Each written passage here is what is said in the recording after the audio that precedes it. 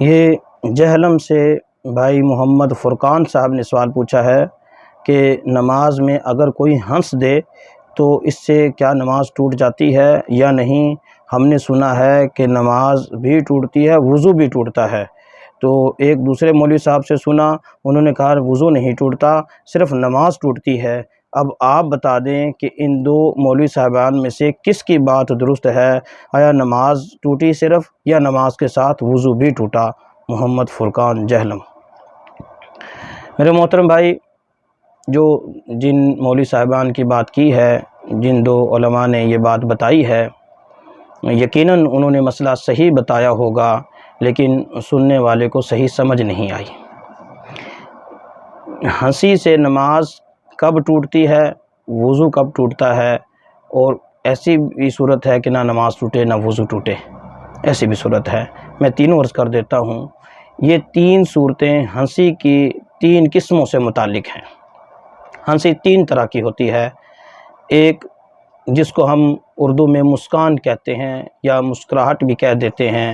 مسکان یہ ہوتی ہے کہ جس میں آواز نہیں ہوتی، صرف ہونٹ پھیلتے ہیں، اس میں کوئی آواز نہیں ہوتی، یہ مسکان کہلاتی ہے۔ اور ہنسی وہ کہلاتی ہے کہ جس میں اتنی ہلکی سی آواز ہو کہ وہ اپنے کان جو سن لیں، یا زیادہ سے زیادہ جو بالکل ساتھ بندہ کھڑا ہے وہ سن لے، تو یہ ہنسی کہلاتی ہے۔ ایک تیسری قسم ہے جسے اردو میں کہکہا کہتے ہیں، عربی میں بھی کہکہا ہی کہتے ہیں، چونکہ ہم اردو سے متعلق بات کر رہے ہیں اس لیے اردو کی بات کی۔ تو کہکہا اسے کہتے ہیں جو آوازدار ہوتا ہے اور کم از کم دو چار بندے جس کو سن لیں، یہ کہکہا کہلاتا ہے۔ اب ان تینوں قسم کی جو ہنسیاں ہیں، ان سے متعلق احکام بھی تین الگ الگ ہیں۔ ہم نیچے سے اوپر کی طرف چلتے ہیں۔ اگر کسی نے محض جو نماز میں مسکرایا، اس میں کوئی آواز نہیں تھی، تو اس سے نہ نماز ٹوٹی نہ وضو ٹوٹا، اس پر کچھ فرق نہیں پڑا۔ لیکن بلا وجہ ایسے مسکرانا یا نماز میں اس طرح کی مطلب کسی اور سے مسخرہ کرنا، یہ اچھا نہیں ہے۔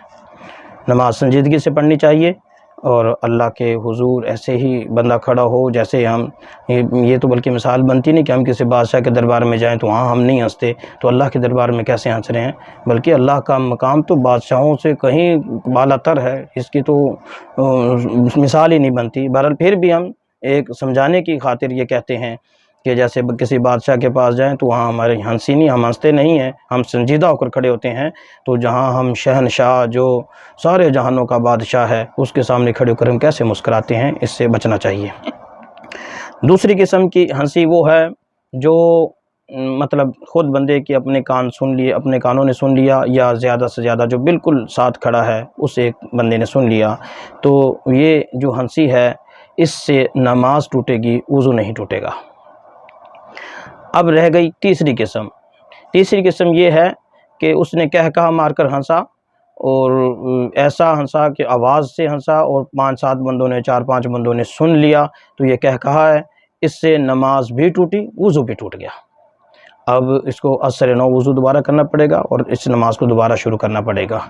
اب یقیناً جو علماء اکرام نے مسئلہ بتایا تھا، یقیناً وہ ایسے ہی بتایا ہوگا کہ ایک نے کہکہے سے متعلق بتا دیا کہ وضو بھی گیا، نماز بھی گئی، اور ایک نے ہنسی سے متعلق مطلب بتا دیا کہ اس سے نماز تو ٹوٹ گئی لیکن وضو نہیں ٹوٹا، لیکن سمجھنے والے، سننے والے کو مغالطہ لگا ہے۔